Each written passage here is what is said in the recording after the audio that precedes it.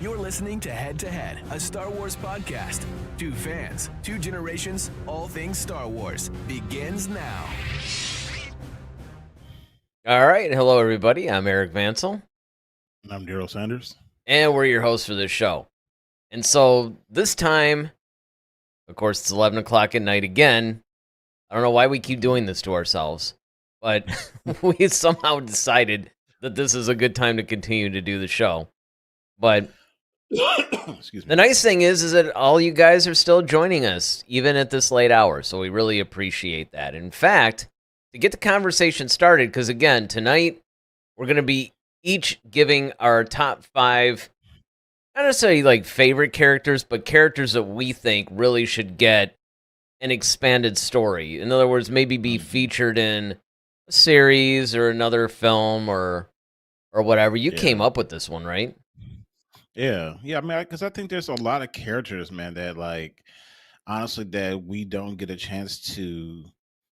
We may know a lot about them, but we still don't at the same time. And Right. then there's some that's like, you know what? I really would love, like, this character was so cool. I really want to see more about this particular character. So I thought this would be kind of fun, especially during the holidays. You know, we can kind of debate and kind of bring up some points. Yeah, I think it would be kind of fun. You know, like a lot of families get together and they talk about, you know, what's going on, or everyone's doing different comparison things around the holidays. So here's our little holiday version of it. Yeah, and it's almost too bad that we didn't have a chance to cover. There's this new documentary that was out. Actually, they had it had a limited theatrical release in November. It was called "A Disturbance in the Force." It's basically a documentary about the holiday special. So, Aptly named too. That's yeah, great. well, and I mean but what's funny though is that it really goes in depth. They have, I think they have some archive stuff, but they actually have a lot of interesting interviews. Like they get interviews with some of the people that were involved in it, just like other sort of like Weird Al's in it. Mm. And I think they even got some of the people that were in it. So I mean, that probably would have been a really great, it's a couple of days before Christmas. Monday actually is Christmas. So he probably won't be live on Monday. But I mean, this is like another good variation, I think, of a show, is that we're also getting toward the end of the year, which means 2024 is right around the corner. So what better way to maybe cap off the year of saying, hey, let's take a stock of some of the characters that we've already been introduced to, whether it's been 40 years ago or 2 years ago, and see, what we come up with. Now, Ted Adam Green, who could not actually hang around tonight, but he wanted to throw in a chat, he actually sort of gets this conversation started, even though he's probably not here to look at it, but I'm sure he'll watch this on the rebroadcast. He says, hey guys, I won't make it tonight, but I wanted to leave 2 comments. First, the character I would pick for an expanded story is Captain Carson Teva. He could take over for the arc that Cara Dune had. And then, of course, the second one was Merry Christmas. So, Merry Christmas to you too, Ted. I mean, we put that in the chats, but... Yeah, Merry Christmas, yeah. Yeah. He's actually, if you guys don't remember, he was the one that had, I don't know, he's either bald or had close-cropped hair. He kind of had the white beard. He was in The Mandalorian. He was one of the New Republic guys. Like the older New Republic guy. Oh, yeah. That's who he's talking about. The one who had the X-Wing, yeah. Mm-hmm. Yeah. Yep. And he appeared in several episodes. Mm-hmm. Yeah, he was, and honestly, it's funny, he didn't even, and I was even thinking of The Mandalorian, because, again, we limited this to our top 5, and we're going to go through them. We're going to go through each one. And of course, we'll start at 5, and Daryl and I will give our number 5, and then we'll give our number 4, and so on. But there's so many different characters that we could have chosen. And I mean, I was really thinking about things like The Mandalorian and some of the newer shows. And then, of course, some of all the other things like from the comics and stuff like that. I mean, I'll tell you one that I did not put on my list, and I I wish I had, and that's Kira. Oh yeah. But the only reason why I refrained from it is just because I felt like she's starting to get more of an expanded story through the comics. Now Plus, you they could cover a lot. Yeah, I was about to say, yeah, they cover a lot in the comics, so it's not right, like we're not getting that at all. Yeah. right, but and again, I think too because when you came up with this topic, you were basically saying, look, just expanding their story. Period. It didn't really matter what medium, right? Right. So it wasn't like because in the case of Kira, you can almost spin this to a different conversation. You can almost say, look, who do we have who were getting a little bit of information, or maybe they were introduced in a comic or something, and maybe we would want to see them in live action. But that would probably be more of a, Mhm. top 5 characters we'd like to see in live action kind of a show. Yeah. This one, it didn't really matter, right? It's just like, we don't care if it's in a book or a movie or a comic or a film Serious, yeah, series, anything. It's just whatever. yeah. It's just who we want Because to there's some see. because there's some characters who might have had a good story, like, and they've only lived in the novels, but you want to even read more content with them in it. It could be something that to that effect. It doesn't necessarily have to be in a visual medium. Although mine, in my opinion, well, for me, in my list, I want to see them in them in a visual medium, but um, Yeah, well, and that's the thing. I mean, that could almost be like a subdivision of this, right? Like it's sort of like we came up with a bunch of characters that may be in different mediums, but ultimately where when we talk about we'd like to see an expanded story with them, we would like to see that in a series or in a film. yeah. But hey, I mean, look, I wouldn't necessarily be opposed to seeing it in a book. Reading a book because I mean I love the Hmm. novels. I mean I haven't had as much of a chance to read them as I would like to again. I mean, it's funny because I go in spurts with that. Like I'll read something like 6, 7, 10 novels in like a couple of month period. Where I'll just start Hmm. burning through a bunch of them, and then I'll go through a period where I'll have bought a bunch, like I have. I mean, I have. Remember how legendarily you had bought like the Queen's Shadow and the like that whole Hmm. series, and Yeah. you just I think you got through like You maybe gotta, a third of it or something, and then that was yeah, it. just couldn't finish. Yeah. Well, Never finished it. exactly. Well, I bought that entire series as well. I haven't even Hmm. started that. I had started the first book of the Thrawn Ascendancy, but I have the other 2 books, but I haven't started them yet. Man, what else do I have? I think I have like Shadows of the Sith. I think I started that one, and I mean it was really good. I mean it's not like I stopped reading them because I wasn't into them. It was just I don't know, things started getting in the way, and then you start to Time. forget Yeah. you have them. Yeah. So it's just one of those things where I'm like, all right, Yeah. but Definitely. I mean, yeah. I think this list is going to be fun. yeah, this list should be a lot of fun. Dragonfly's with us though. He says good evening. Dragonfly. Good So evening. that's always cool, and I mean, yeah, these lists are actually always fun for us to do. I think that this is one of those fun type of a shows. I really want to do more of these, honestly. This would also be a good type of show because one of the things that we want to do for when either we can't do a live show because we always try to pre-record a show if we can't do it live, but then sometimes we even get caught where we can't even do the pre-record, like Monday. I mean, I should actually before we go any further, I should apologize for Monday because Monday we were all set to go live, and then circumstances just hit where we just couldn't do it. And I'm like, man, you know what? It would have been so cool if we could have had a show that at a moment's notice, it's like, okay, cool, let's just put this show on, right? Mm, So, Play the best of Crane. yeah, exactly. Little Frasier reference. But yeah, and then of course, look, I mean, David's one of our actual members, and we're hoping that more people jump on board that. And one of the things that we promise in our memberships is that we're going to have all kinds of additional content. So, I mean, we have a little bit, but we need to expand on that. So, 2024, I think, is also going to be the year. I'm going to revamp a little bit the look of the show, and there's going to be some stuff I think on the horizon for 2024. So if you haven't yet done so, hit the like button, hit the subscribe button. Go to our Discord, watch all the videos. Help support the show, and if you do want to become a member, that's always a thing too. There's information in the description that you guys can check that out. Maybe, give us a tip or even become a member and do a monthly thing.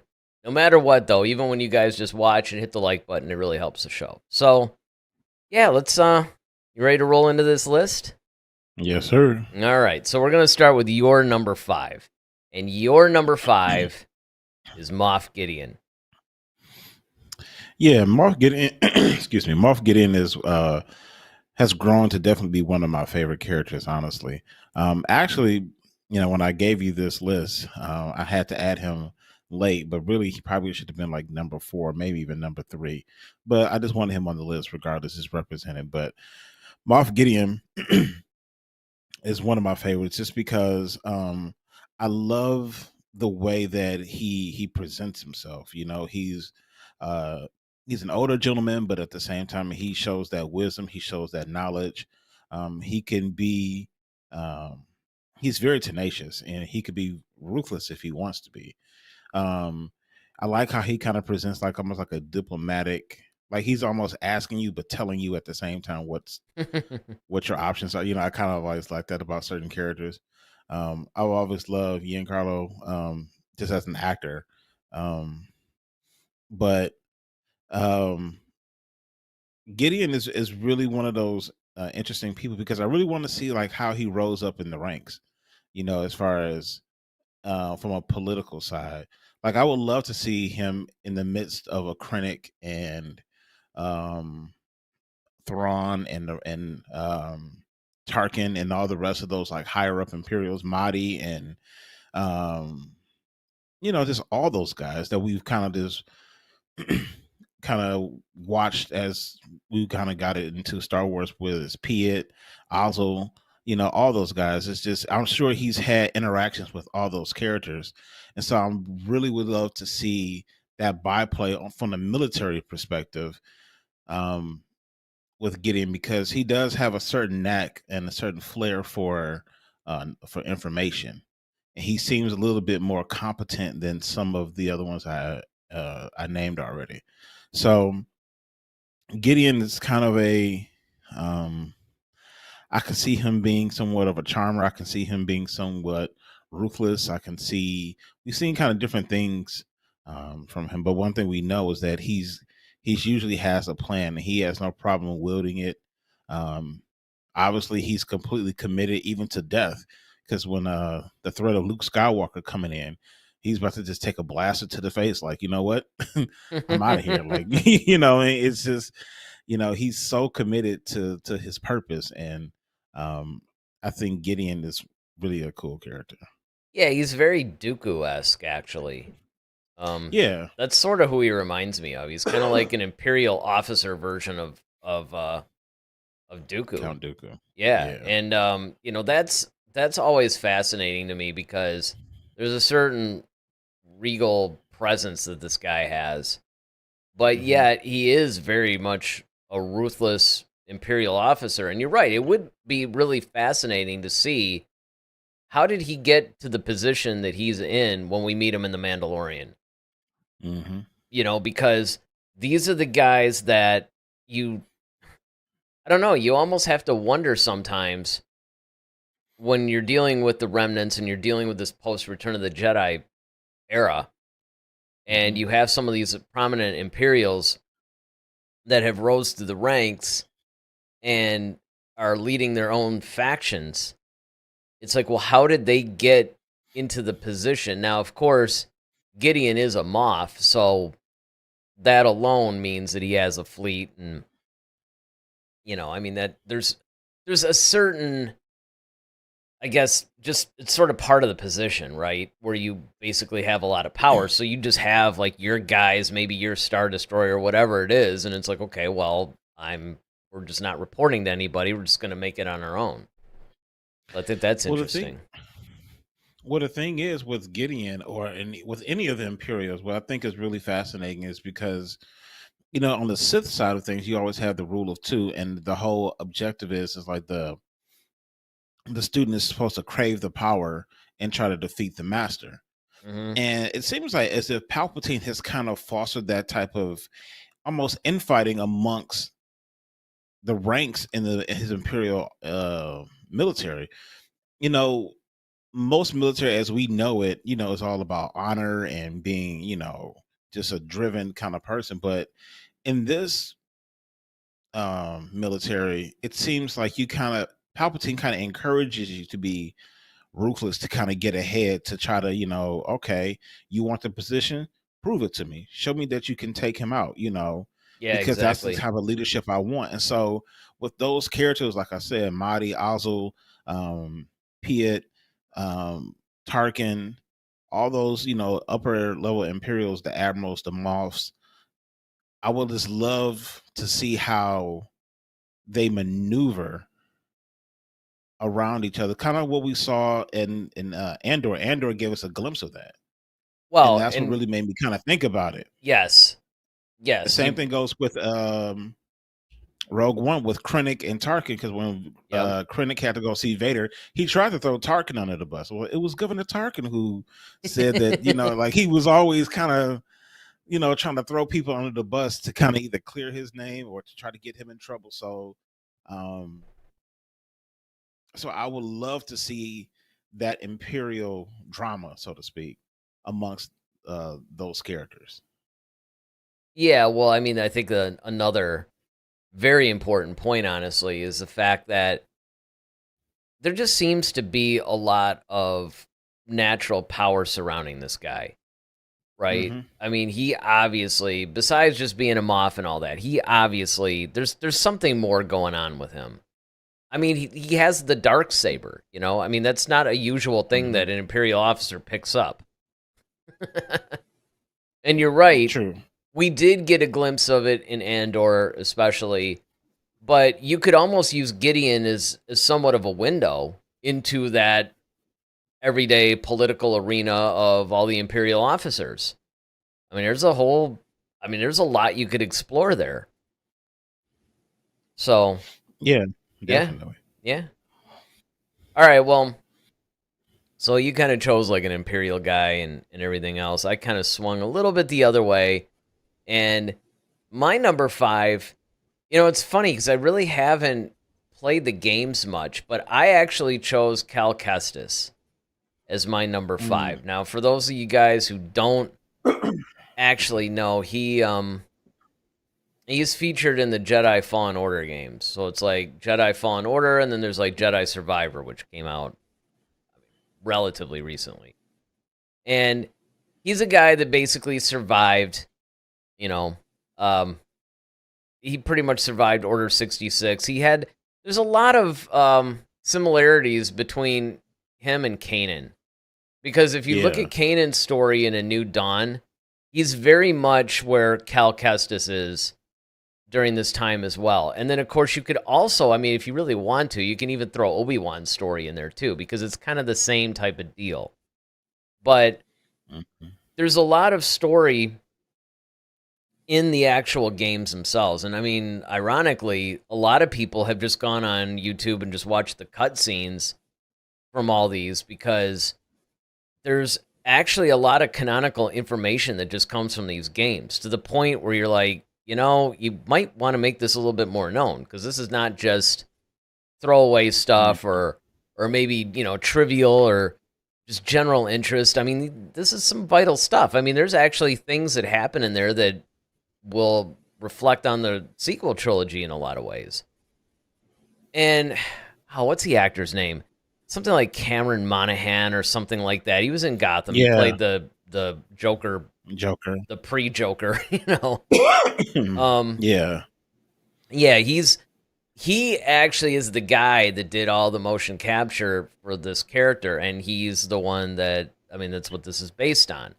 So uh I think that you have a built-in opportunity to just take that actor and put him as a live version of this guy. Why not? Mm-hmm. And Yeah. this is another way where you're taking somebody that's been introduced, somebody who's been in this particular medium, in this case it's a video game, but he's still essentially a brand new character. And I think that this is a way that you can start to expand the universe a little bit, if you pardon the pun, because you're in that familiar time period with Order 66 between episodes 3 and 4. And there's a lot of familiarity that you could put in there, so it's not like a foreign universe. You're not trying to take something in the unknown regions, or you're in a familiar time period and in a familiar setting, but you're taking a brand new character, and now you're looking at the familiar through the lens of a brand new character, and that alone can add some freshness and everything into this universe, I think. So I would love to see Cal, as one of the prominent characters. Yeah, I mean, I think what was cool because we got a chance to see it in Kenobi, in the Obi-Wan Kenobi series. That Exactly. like at the very beginning when the Inquisitors were going around, and they found that one Jedi who was in that like coffee shop, basically. Oh yeah. And it's just, you know what I mean, and it's just like, we know that there's Jedi who've gone out in hiding, and we often ask like, well, where were they doing the original trilogy? What were they doing? Why didn't they go help Luke when they saw that he was kind of taking on the Empire or joined the Alliance? You know, so I think these type of stories and these type of characters are always very interesting because they they have a unique perspective about, okay, being a Jedi and being part of this whole group, that world being kind of snatched away from them, and then Right. them trying to like coexist in a space where they know they have abilities, and then they've kind of already been indoctrinated with a lot of um beliefs and morals and things like that, but now they can't do what they used to do. And so how, and then some want to go back out there and do some things. So, that type of struggle. So I think that's really cool.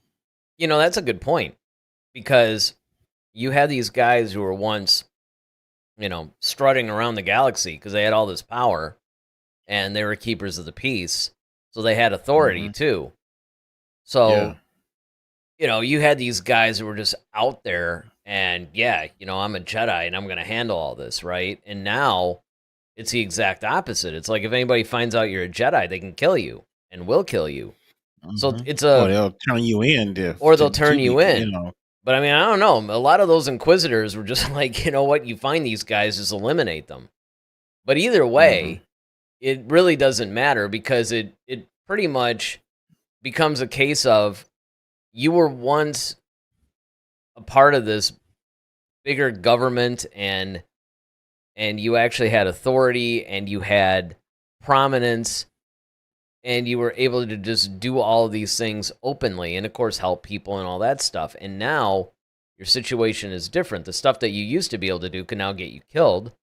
And hmm it now, like you said, you had that natural instinct where they might see something, and they might even something as simple as using the force. I remember reading in A New Dawn, Yeah. Kanan would be in a situation like a guy was getting injured at work. They were doing something in a mine or something, and the guy would like fell. He was basically falling to his death, and Kanan for a split second was like, hey, maybe I should just let him go.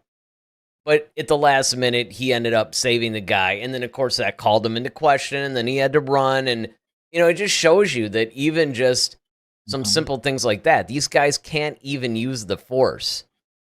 And trying So to do the right thing, just trying to do the do right something. thing. Yeah.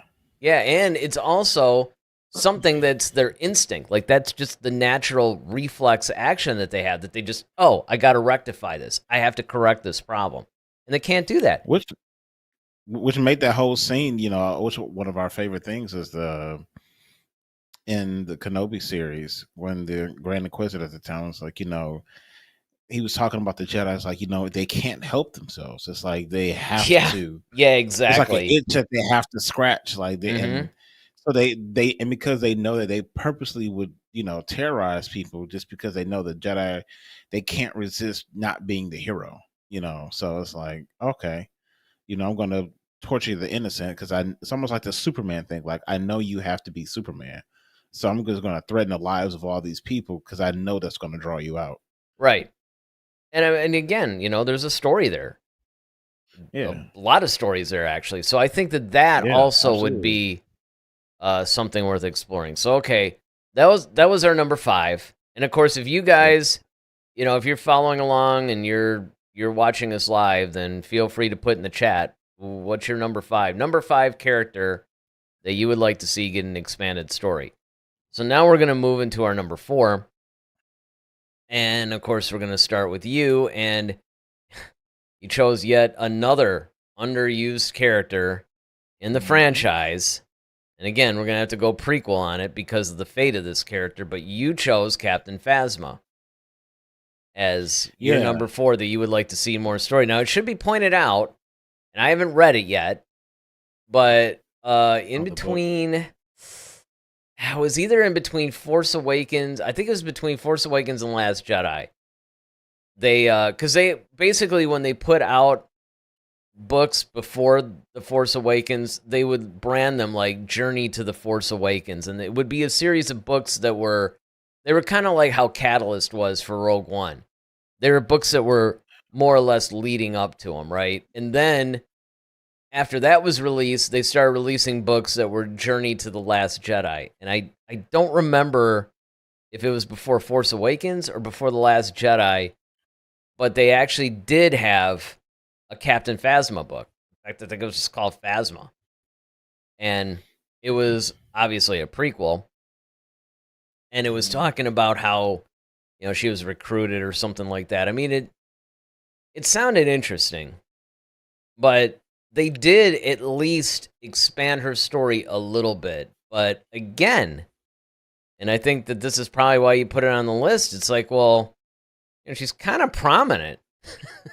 How did she get Well, there, yeah, exactly. I mean, one of my things was that, and of course, we talked about this, how they put her very upfront in the marketing.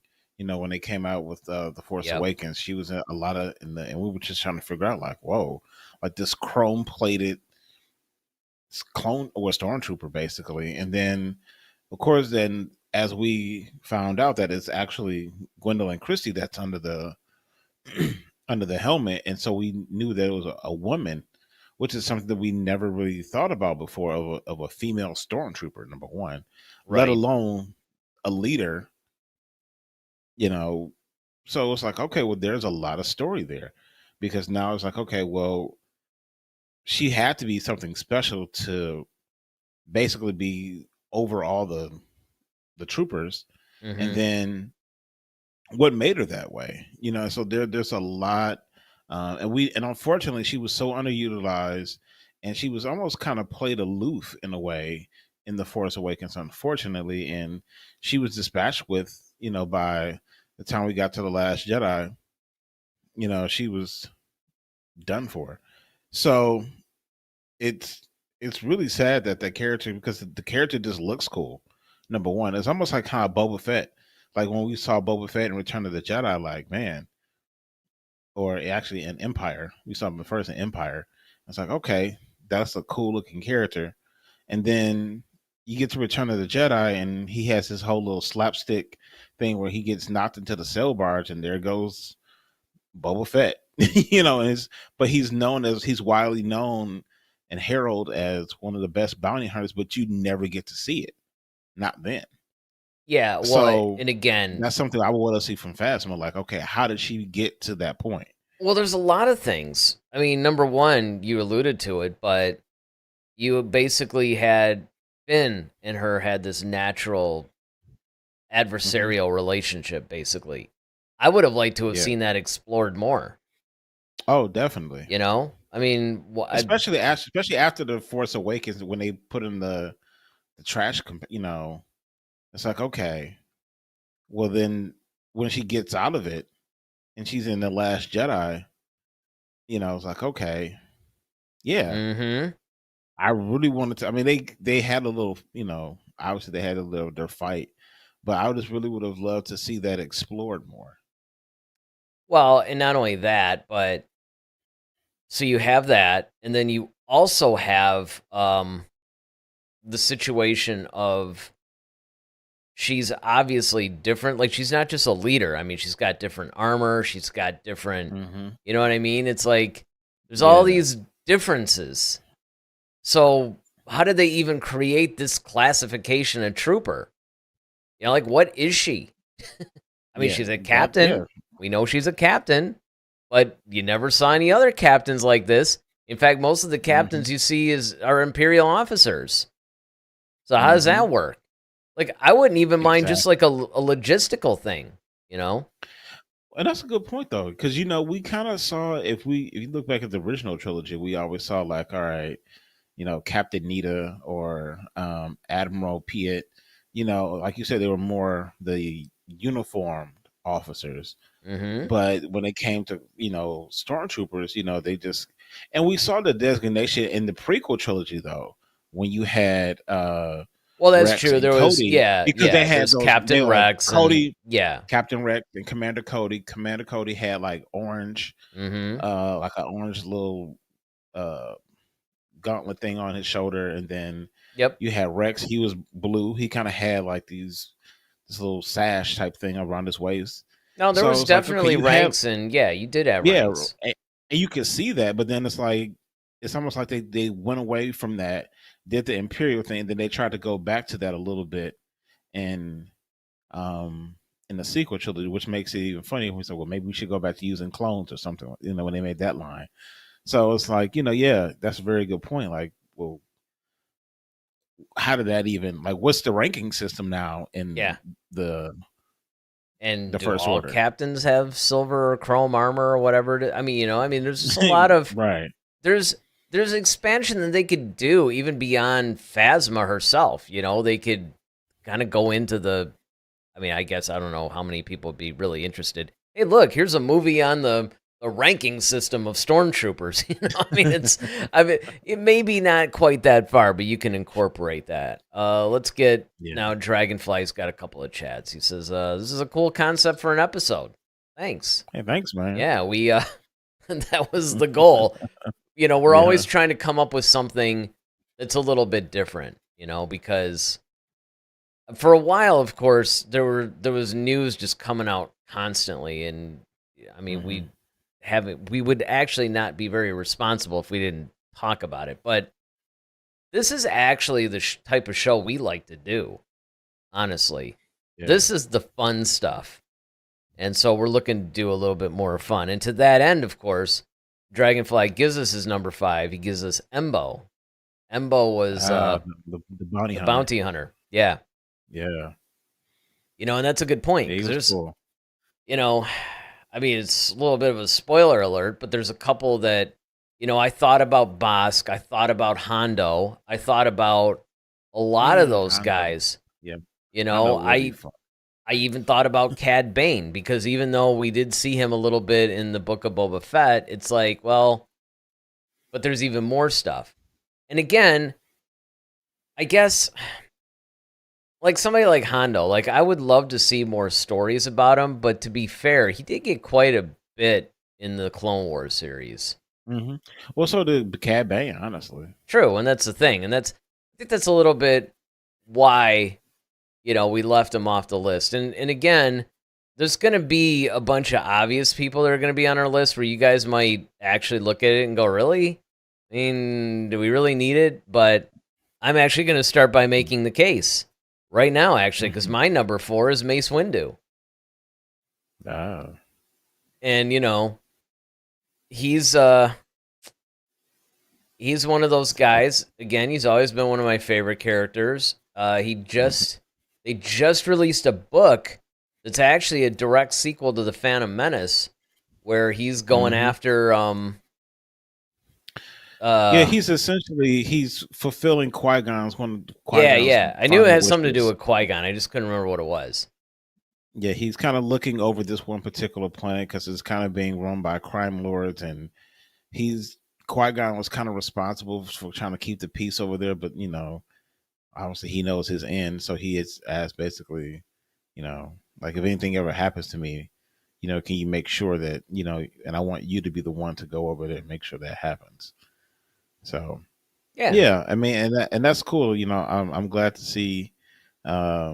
Mace has always been one of those characters that's um, was very cool, and I love the way Sam Jackson portrayed him. Mm-hmm. Um, And he does get he so. In addition to this book, that I don't know. It just came out, right? I don't. Has it been released? Yeah. No, I don't think it's been released yet. I think it comes It was out either. announced. Yeah, it was announced either Christmas or the top of the new year, I believe, if I'm not mistaken. It Yeah, but comes I out. mean, he was featured very prominently in Dark Disciple, Yeah. which was supposed to be a Clone Wars episode, but it ended up being a novel once that was canceled. Man, Mm-hmm. so he's one of those guys that his story has technically been expanded a little bit. But again, there's just so much richness and depth to him that I think that, I don't know. I just think that it would probably warrant having just more stuff done on him because he's somewhat of a mystery. We don't really talk about him as much. All right. So that's number 4. What comes after that? Number 3. So we're going to Number go to, 3. we're going to go to your number 3. And your number 3 is Kylo Ren. Mm-hmm. And, Yeah. it's funny about him too, man. Because, it's funny that he's actually, because, I'll, full disclosure, he's not actually on my list, which is funny because he's the one that I've always said he's one of my favorite characters of the sequel trilogy, Mm-hmm. and he's grown to be one of my favorite characters. So, why don't you tell us why you chose Kylo? Because I was kind of surprised in a way, because you never really bring Kylo up as much as far as Yeah. interest. I like Kylo because I love the way that Adam Driver played him, just that kind of unhinged, just full of rage and full of just like he's trying to be. I love the complexity of Kylo. Mm-hmm. Um, and one of the things I really wish I could have seen, and you made mention of this on numerous occasions, we always want to see more of him as Ben, Yeah. and I think that would be cool to actually go back and show a younger Kylo as he's growing up with Luke and Han and Leia, and seeing how he responds to them, the pressures that I'm sure he's probably faced with being the child of Luke and Leia. I mean, yeah, Luke and Han. I mean, Luke and Jesus, Luke and Han, Leia and Han. That's a different type of movie. Hey, man, Um, that's where Kathleen but Kennedy wants to go. So, that sure, you know, but but Leia and Han, and then with Luke being his uncle, and then of course finding out that your grandfather was Darth Vader. I mean, that's just like the things that and I'm sure like he's had questions, and just I would just love to see how he developed. And then of course I also want to love how he took over the whole Knights of Ren thing. Like yeah. after and how he was seduced by Snoke, like all of that. I want to see the maturation from Ben to Kylo. Because like, where did the name Kylo even come from? Because his name was Ben Solo. So it's like, all right, well, who Right, is because that, a we know Darth where name? Ren comes from. Because Right. obviously, when you're the leader of the Knights of Ren, you take that as your Right. name. But right, where, where did Where the Kylo heck come did from? Kylo come from? Exactly. So I mean, I think there's so much um to that. I would love to watch him discover his power and have to learn how to control it. Um, and just where he starts getting unhinged. Like I would love to see just all of that. Like he's such a complex character, and I feel like there's so many layers to him that we never got a chance to see. And or we did see it, like we saw a glimpse of it for like a brief moment of time, like you said, in Rise of Skywalker, when he just like I said, that little moment when he pops down and the Knights of Ren are kind of like surrounding him, and he's kind of looking at him like, do what you got to do. I already know. Yep. Like, He gave just like that Han that Solo shrug, the Han Solo shrug, and that was which I just thought so was a cool. nice So touch. Yeah. Yeah, that was a cool absolutely. touch. And I mean, it's true because there's so much going on with him, especially when you factor in the Ben Solo part. But even if you don't, right? I mean, just what we see. I mean, when Vader was trying to get Luke to join him, it's like, Hmm. come with me and I will complete your training and all this stuff, right? And Kylo, he's just so unhinged. He can't even have a normal conversation. Like, you need a teacher. He's just like, I mean, you can even hear, he's just having a conversation. You can just hear the rage in it, It's like, Yeah. I mean, Just when he was like, when he was telling Ray to forget it all, like, just yeah. forget all that. Like, Yeah, he's just, I mean, it's like he's just coming unglued at every second. It's just, well, like one of the favorite moments is like, he's like, well, there was this girl. So what girl? And then like when he drags that oh, poor yeah. guy, Yeah, and I know. and when the stormtroopers see him just going berserk with his lightsaber on that little control panel, and they just turn around like, nope, not dealing with that today. Yeah, well, So and it's that's. just. But one of the things about Kylo I really want to know is that, like, because we never really got answers to this. It's kind of like, what was his issue with Han? Because he didn't have an issue with Leia so much because he kind of was like struggling to do that. Like you could say he was really struggling. It didn't seem like he was really struggling with killing Han like that. Yeah. I mean, the thing, I don't know. I think maybe because he felt, I mean, the implication was that Han was sort of an absentee father in a way. Mm-hmm. And a little bit of this is given to us in The Last Shot because, and if you guys haven't read The Last Shot, it's actually a really good book. It flashes back. So the main part of it takes place not too long after Return of the Jedi. Ben was just born, pretty much. He's like a newborn. And Han is simultaneously trying to deal with his wife having a really big role in the government now and not having a whole lot of time. He's dealing with the pressures of being this war hero, which is something he never, he's a smuggler. He never really was all about that.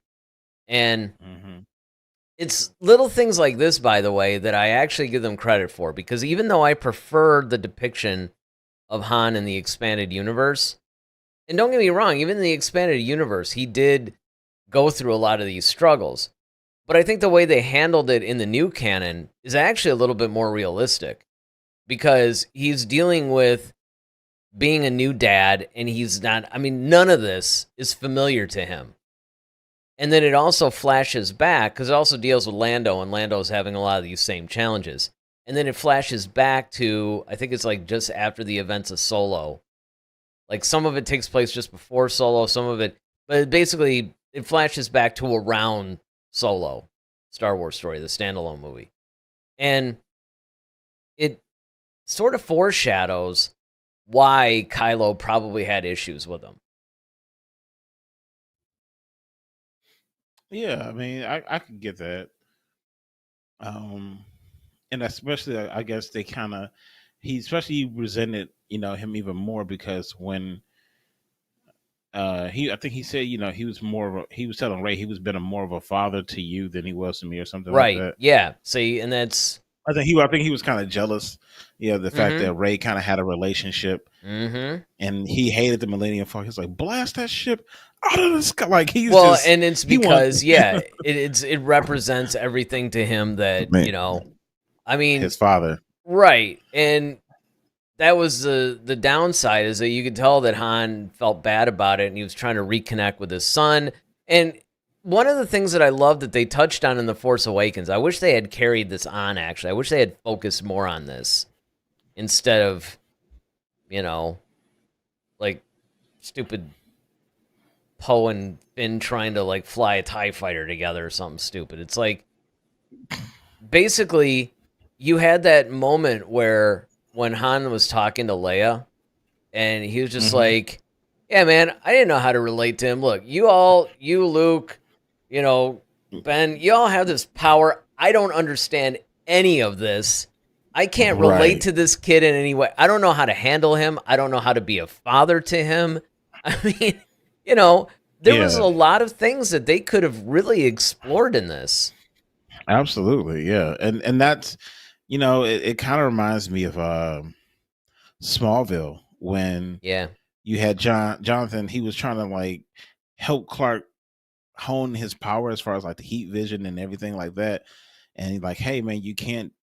But it's like, okay, you don't have these abilities, so you don't know what it's like. Hmm. And Jonathan's trying to help him become or blend in and become like more or less normal.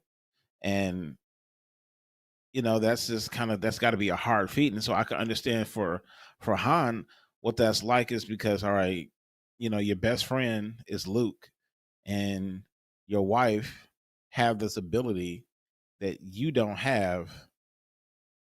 You're aware of it, and you've definitely been on the receiving end of it, Vader at the dinner table.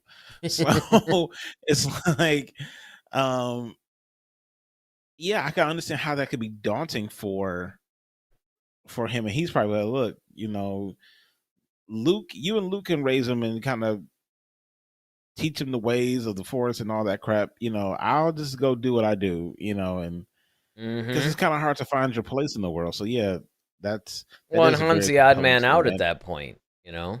yeah. So, I mean, it's kind of Hmm. like, what are you going to do? So, all right. So, Dragonfly's number 4, another little obscure dude, Oppo Rancisis. I think that's how you say his name. He was a High Republic guy, I think. Um, he was on the council. Yeah, I think I'm pretty so. sure it was a High Republic dude.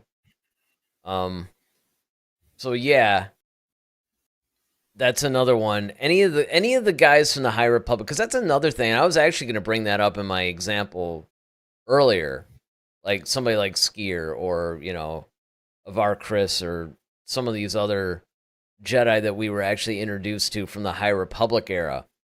They've, I mean, and that's another series that I lost track of too. Oh Because yeah, he was. Oppo was in the. Yeah, he was High Republic, but he was also in Phantom Menace. Phantom Menace. Yep. Yep. So he kind of crossed over, which I mean that makes sense because really the end of the High Republic, the High Republic really wasn't that far technically from, it wasn't like the old Republic, right? I mean, the High Republic Right. and basically the Phantom Menace, let's just say that there wasn't a whole lot, 100 years or so, 1 or 200, something like that. So, I mean, it would be kind of nice to see some of that stuff. And I mean, again, I get it a lot of times when there's characters like that if you were to bring that up to the story group or something, they'd be like, dude, no, really? How are we going to market that? you know?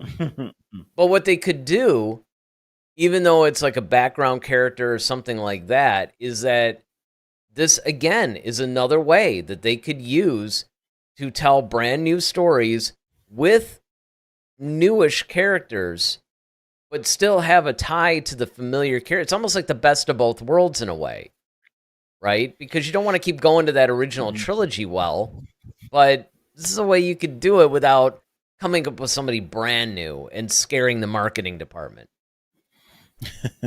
Well, I think that and I think the Clone Wars would have been the perfect medium to bring in Oppo because of his skill set. So he's like a master strategist. And you remember they had a couple of people on the separatist side, namely that giant spider looking thing that was Oh, kind of like a, yeah. Yeah. I forgot his name, but it's like this giant. He looked like a giant spider, and he was like one of those master strategists. You also Hmm. had that one robot that was kind of like that one droid that was kind of like Oh, a yeah. strategist or whatever. Oh, I forgot And his so name that was too. like analyze Hmm. like people's attacks. So if you'd have used Oppo in that situation, like, hey, all right, this guy's a master. We're going to send our master strategist to help, Obi-Wan and Anakin, just to introduce them so that people could kind of see, like, oh, this is another council member who has this skill set. So I was like, oh, okay, he was cool. I would love to see something about him more now because I kind of know a little bit more about him. But you don't leave him out there where people are like, who the heck is that? Well, that's You kind it. of mix him I in, mean, yeah. people like us, like Dragonfly, like all the, people that watch our show would know. But, Hmm. I mean, the average person is going to be like, who? I don't even know what that is. That Star Wars? I mean, it's nobody's going to know. And then, of course, the marketing department's going to freak out because how do you market that? So you have to, like you said, you're basically having a bridge between the old and the new, and you use the familiar to introduce the unfamiliar, and then you Yeah. can then take it from there. Which, I mean, if you think about it, that's sort of what they did with Rogue One, right? Yeah, I mean, who's Hmm. Andor? Well, now he's like one of the main Right. guys. We'll say Andor in the same breath as like Obi-Wan or something, right? Because we're familiar with him now. So now when you branch off uh, in Hmm. that series, right, you go, oh, yeah, well, see, now I'm willing to follow a series.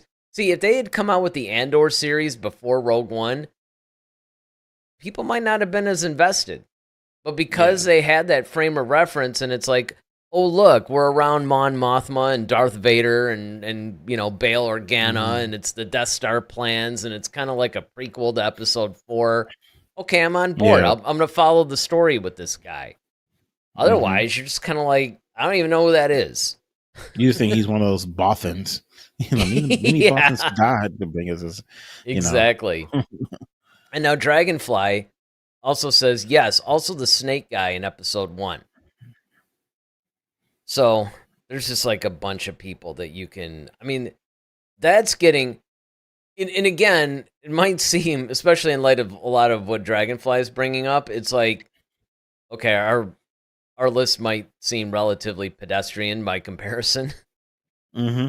But I did think of some of these guys. But again, one of the things, at least in my list, and I'm sure you were probably thinking along the same lines, is that you can use these expanded stories with these familiar characters to start to introduce new people who can then have their own stories because Yeah, because they're hub characters, they're not just, exactly. you know.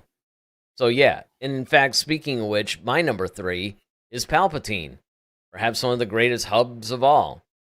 And Hmm. I purposely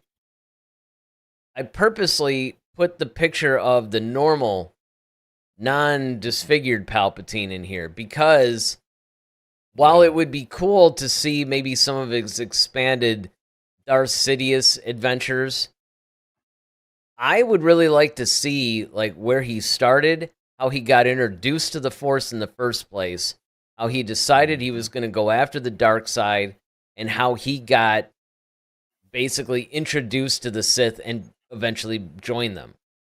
To me, that would Hmm. be a really fascinating because a lot of people are like, "Oh, great, another Palpatine thing," but this wouldn't be lazy writing. This is like, look, this character is obviously probably, other than Luke and Vader, probably the third most important character in the entire saga, right? No, I without mean, he's question. the prominent figure from the prequels all the way to the sequels.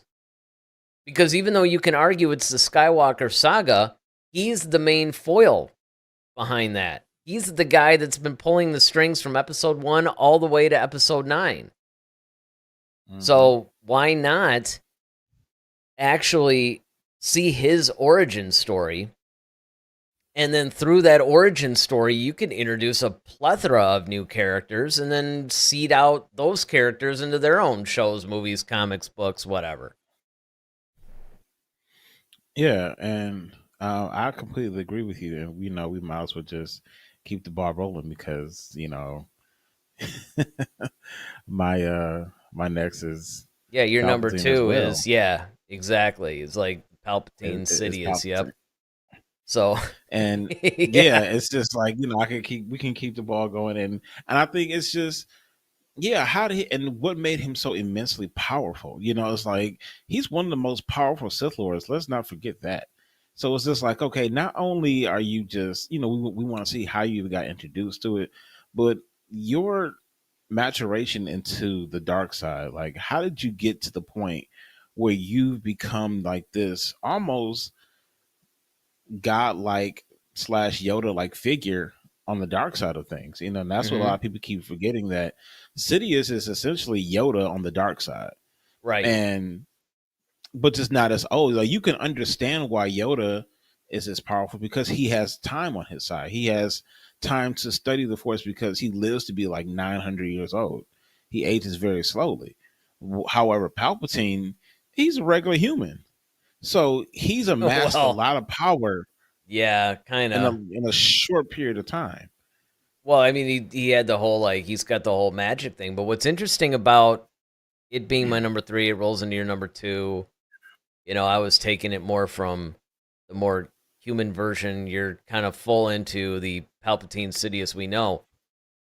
It is interesting to cover that entire gamut, right? Oh, See his absolutely. origin story and then move into more what you're talking about once he gets there and he has all this power. Because again, Hmm. he had all this power before episode 1. Yeah, You absolutely. know, he'd He so just didn't once you get show it. through right, once you get through the origin and all that other stuff, well, now you can actually get to the whole when he killed Plagueis and sort of took over that and started maybe hatching this plan and why is he doing what he's doing, and maybe start to show some stuff that's around there. And again, you can use new characters at that point to then seed out into their own stuff and really enrich the story if they want, or jump off to new stories if they want. Yeah, and you just got to see how, like, I would love to see how he seduced, like, Dooku. How did he seduce um Maul? I mean, Maul is probably a little bit easier to get, but like Dooku, we never really saw him. We just always knew that, Dooku was a Sith Lord. And why didn't Dooku's eyes turn red, or, he never had that Yeah, the lack of typical yellow Sith. eyes thing. Yeah. Yeah. Yeah, Right. he never had that. So, um now what was cool was when we saw that whole animation with Yaddle. I was When gonna say Yaddle, the Tales yeah, of the like Jedi that thing. was, yeah, no, that was phenomenal. And I really wish we could have saw more of that, quite frankly. I know. But Well, what you're yeah, just how proposing did he is even that get, though, right? yeah, and that's what I'm saying. Like, that's what I mean by extending these stories, it's like, how did he even reach someone like Dooku? Because at that time he wasn't the disfigured Sidious at that point. And Mm-hmm. at that time, Dooku still didn't know that they were one and the same. Mm-hmm. So once again, it's like, how did Sidious approach Dooku to get him to come? Because it wouldn't make sense if he approached him as Palpatine. So it had to be their Sidious representative that kind of seduced Dooku to the dark side. And you got to kind of wonder, like, how did that happen? Unless he did it very much the same way he did with Anakin, where he kind of slowly started revealing who he was, and then, you know, I mean, that is an interesting point. It's like, how do you do that? I guess you have to slowly, which he did the same thing with Anakin. He basically slowly turned Anakin against the Jedi, or at least made him start questioning the Jedi and the motives of them, and then said, hey, Mm-hmm. I got a better way. And by that point, you're receptive enough that self deception, completes the picture. Which, by the way, Tales of the Jedi Season 2 is supposed to be released next year, as is, I think, Bad Batch Season 3. Yes, sir. They announced that, I don't know, a few days ago or something on the schedule. Mm-hmm. So that's a couple of other pieces of Star Wars content in addition to the Acolyte and Skeleton Crew that we're gonna get. So that's interesting. All right, so Palpatine Sidious was your number 2. My number 2, of course, is Thrawn. And this pretty much plays into something that we did a entire show on, the fact that Thrawn is probably the future of the franchise, Mm-hmm. because he's the only villain at this point that has the same gravitas and weight as Palpatine does.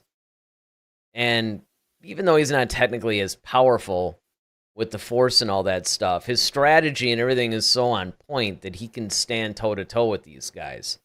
And he did. He stood toe-to-toe against Palpatine and Vader. So you not only have some of the world building and gap filling and stuff like that that you can plug Thrawn into, like what they've been doing, right? They put him in Rebels, you know, they're sprinkling him in that time period, and of course he's now finding where he was or where he got his beginnings in the expanded universe, which of course was in the post Return of the Jedi era. But the thing that's really interesting is in that aforementioned Thrawn Ascendancy series that I was talking about, of which I only read the first book, that had nothing to do with any of the proper universe. It was essentially all happening at around the same time as the Clone Wars, but it was completely a Chiss thing, and it dealt with the politics and a lot of the systems around and the Grisk and the, you know, the like different pirate attacks and well, who's creating those, and I mean, it was just really fascinating, and it basically showed, even though this is in book form, and again, when we talk about expanding these stories, we're talking in any medium. Now, we did say at the beginning of the show that obviously we are showing preferential treatment, or our preference is, of course, films or a series. However, I can understand if somebody said, well, wait a second, we've already gotten a ton of expanded stories with Thrawn. And I agree, but we need more because really they're just starting to get to the point where they're matching the level of storytelling that we had in the old expanded universe. But there's more that you can do with this guy. Yeah, definitely. And for me, it would start like his beginning. You know, how did he get into the Emperor's radar Oh well, and that's you move could up you could read through the that. ranks? That Well, I actually mean, just Timothy Zahn's new Thrawn trilogy, mhm. that's entirely what it's about. And in fact, if you didn't really want to read the book, they actually released it as a 5-part comic series, which Mm. chronicles the entire. Here's how Thrawn was discovered by the Empire. Here's how he rose to the ranks of the Empire. But if anybody out there has not read at least the first book in that trilogy, it's incredible and it's very detailed, and it is purely about the imperial politics, how Thrawn, befriended Eli Vantos, who essentially was the Captain Paleon stand-in a sense, as kind of like his right-hand man, although Paleon has since been reintroduced into canon, so now Hmm. it's no longer the case of just like a stand-in. But yeah, man, that first Thrawn novel is just mind-blowingly good because it really does get into the minutia of, you know, Palpatine's kind of like, we got to watch this guy. We had found out that basically Thrawn had had dealings with Anakin when he was a Jedi, and now Hmm. he's dealing with him as Vader, and he knows it's him, and now Vader's kind of Hmm. like, I should really kill this guy because he knows who I am, but I can't because the Emperor likes him so much, and actually I have a lot of Hmm. use for him, and I mean, there's just all kinds of. It's all on the Imperial side. It basically is dealing with Hmm. nothing but Imperial politics, the inner workings of the Empire. I mean, it's just fascinating book. One of my favorite of the new canon books, actually. It's right up. It's even better than Tarkin in a lot of ways. Hmm. Yeah, man, and that's what I said. I was on the Imperial. I would love to see more on the Imperial side. Well, Like that's the book once then. Palpatine, well, I'm just saying, like once Palpatine kind of decided, like, okay, we're going from the Galactic Republic to the the the Empire. Like, okay, like the structure and everything, like how did it all work, and just the inner workings. Like I said, just watching these characters that we all know, Marty, Krennic, um, also and Piet and Thrawn and Gideon, like all these different characters, all these great, powerful, people within the Empire. They're all vying for some portion of the pie. And then you have, like you said, how everybody kind of looked at Vader. It's like, okay, well, Vader's kind of under the Emperor, but he's not over the military, so he's kind of like in this gray area. But everybody kind of look at look at him as he's some sort of freak and some weird, weird guy. So just that type of, I would just love to see a series like that that it shows the, Yeah, like bringing that into live action, basically. yeah, bringing that into live action, like I said, what we saw in Andor at the very beginning when they had that ISB meeting. Everyone's like, okay, who wants to take the blame for this whole situation that happened? Well, this is what, and watching everybody kind of, stab each other in the Right. back. They It's start getting really into whole interesting. things like the Emperor's basically giving the new logo for the letterhead instead of the Republic one. Here's the Empire one. Yeah, Like, okay, from now exactly. on, Like, yep. guys, we need it to be like, 10 pixels high and 20. So they're just like getting into the complete minutia of all this stuff, The right? branding of the empire, Yeah, like, yeah, exactly. I'm It's like, okay, thinking all guys, we're gonna white, switch our colors now, right? Yeah, It's like, he's meeting with okay, the fashion designers for the yep. new troopers, Right. the new Here's the new uniforms. uniforms. And by the way, the clone trooper thing, we're gonna do something a little different this year. Yeah, that would be awesome. Dragonfly's number 3 is Zuckuss.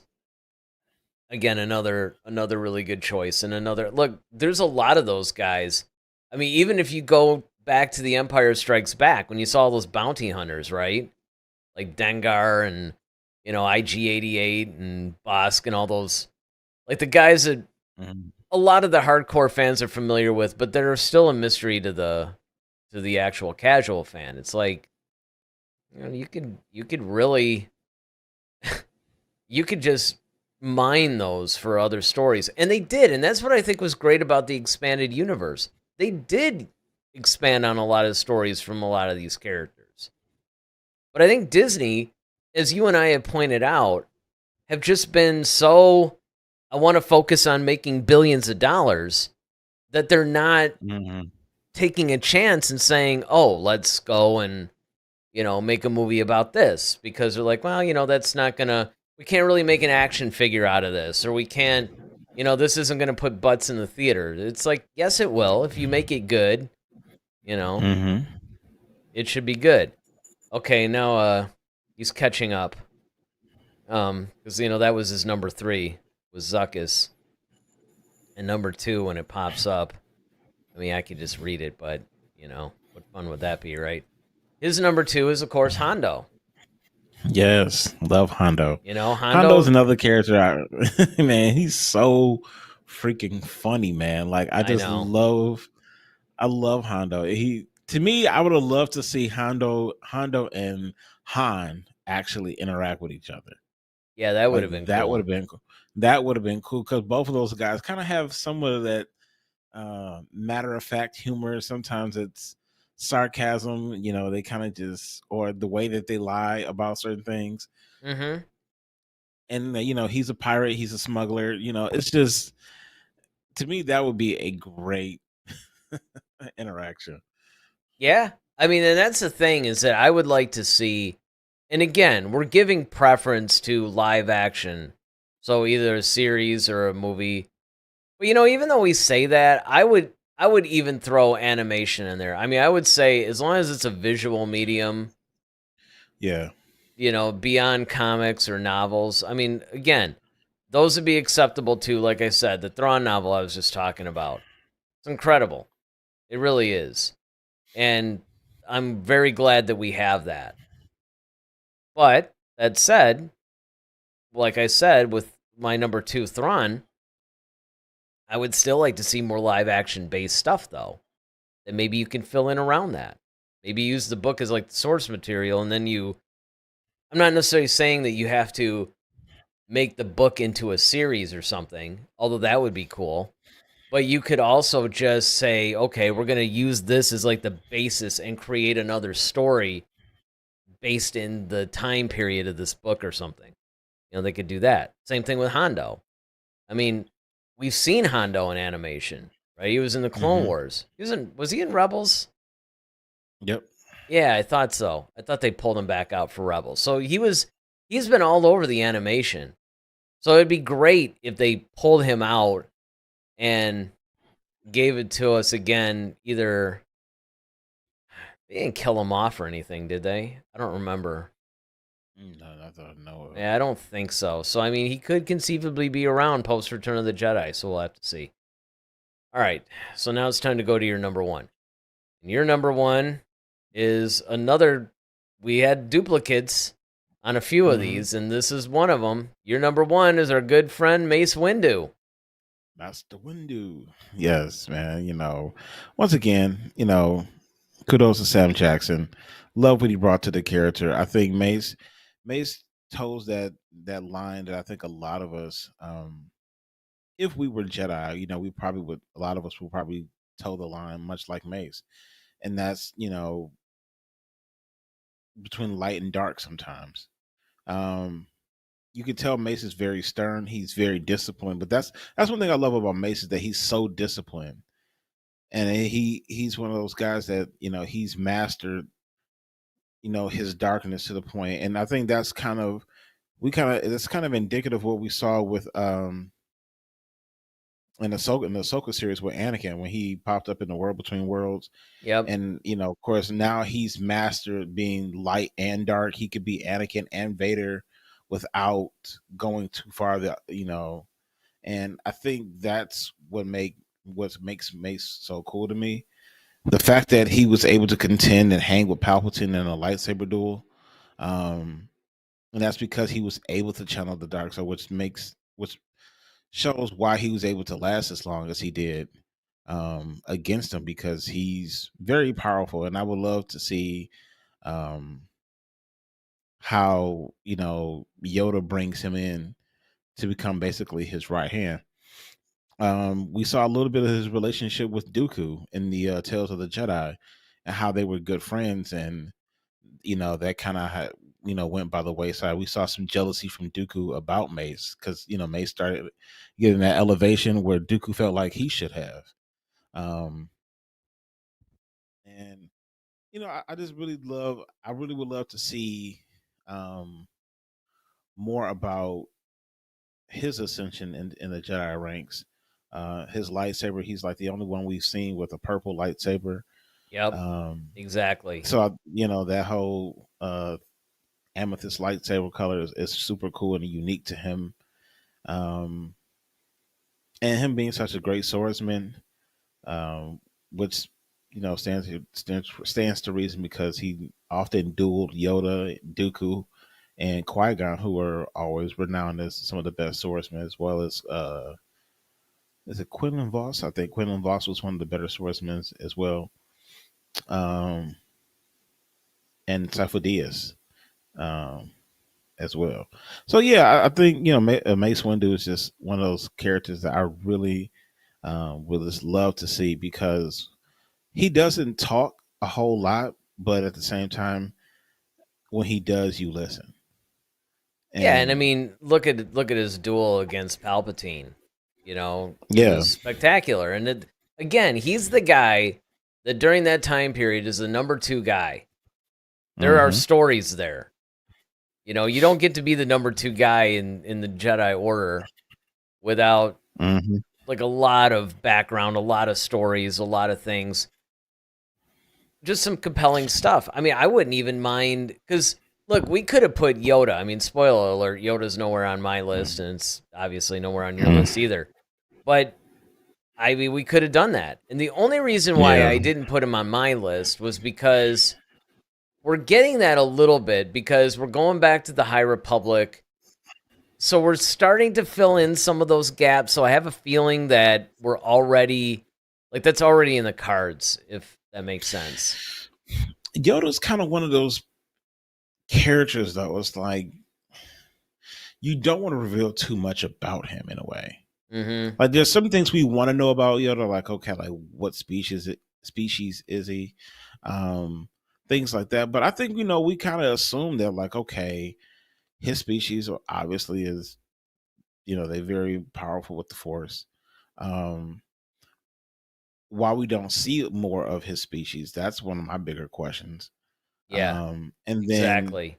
Like where are the rest of them? two, yeah, exactly. It's like almost like they're extinct in a way. Mm-hmm. And then also, um, now I heard a rumor. I don't know how true this is, but their species is only born every few hundred years or something like that. Yeah, that's I've a heard thing something that came up in the that was expanded universe. That's an expanded universe okay. thing.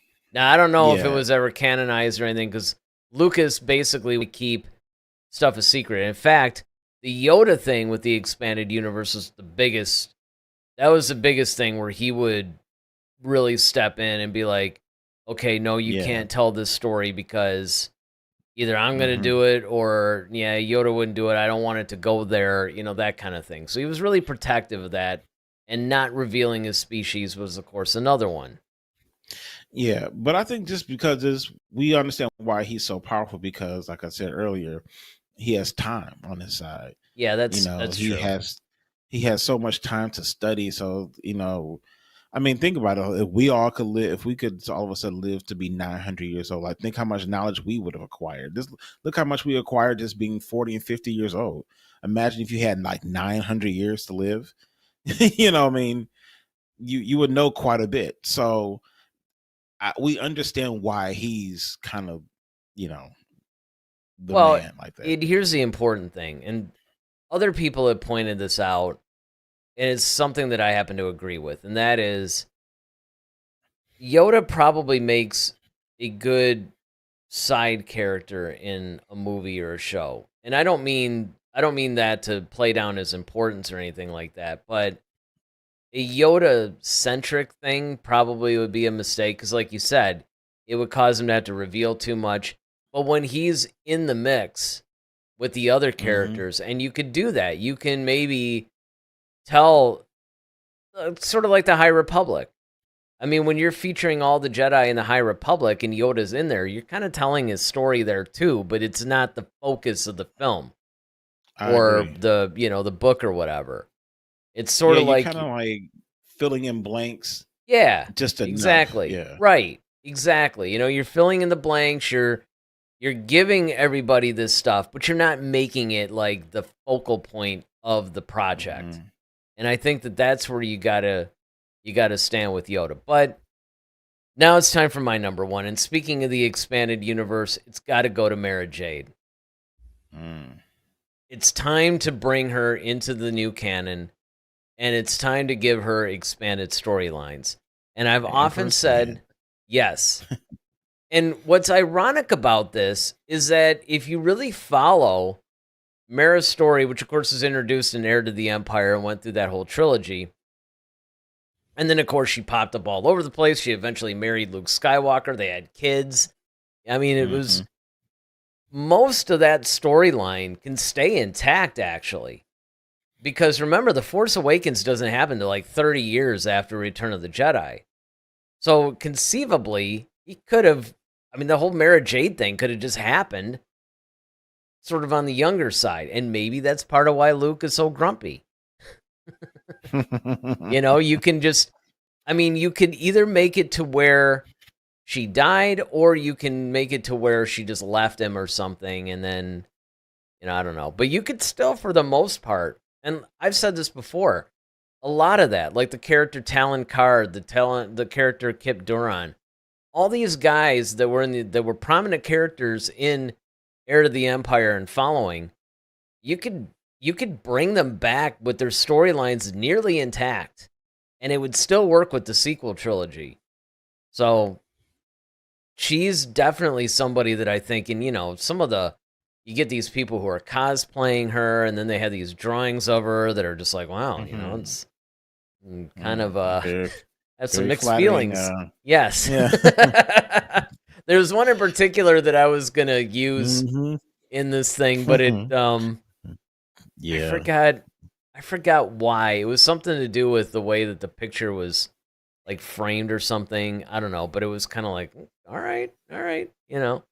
But she definitely is one of the most intriguing characters from the expanded universe, and she's so inexorably tied with Luke's story that I really think that, in a Yeah. way, even though Luke's story, we meet him in, well, we really meet him in The Last Jedi, even though we get a glimpse of him in The Force Awakens, but that's really kind of the end of Luke's story. You could definitely go back to around the time period of The Mandalorian and do like a whole thing on her. So she could be brought in. Yeah, I mean, Mary Jade is definitely an interesting character, especially with her being the hand of Palpatine, and that's kind of like no small feat. Do you really think about it? Because Palpatine is always kind of like he had Vader, he had the royal guards. He's had some heavyweights that that's been by his side, and so to have another Force user, by his side, and it kind of almost begs the question, like, well, you know, is that the inspiration for Ray? Yeah, I wondered Maybe about that, that too. you know. So yeah, a Mary Jade centric thing would be cool, and I think that's also a great way to not just bring her in, but also evolve Luke's story, like you said as well. Mm-hmm. All right. Well, I mean, I'm sure that there's still a little time left, so I'm sure Dragonfly is about to give us his number one. So we'll eagerly await that while we're wrapping this stuff up. But yeah, so this was just a little bit of a glimpse. Look, obviously there were other characters that we could have brought in. We could have done a top 10. We probably could have done a top 20 of it's not like these are the only 5 that we want to see additional stories from, but at the same time, I think that each of us have made a case of, look, these are probably the ones that we would like to see right away that could then seed out other stories. And I think that that's an important thing too, is the fact that there's a tug of war between the marketing and the business side of Star Wars and then also the creative side of Star Wars. And I think that by doing these characters that we suggest, by giving them maybe a series or a film or something like that, you can have the best of both worlds, because what you can do is you could take this and you have the familiar, which the marketing department's going to love, but then you can introduce new characters, you can introduce new storylines, new planets.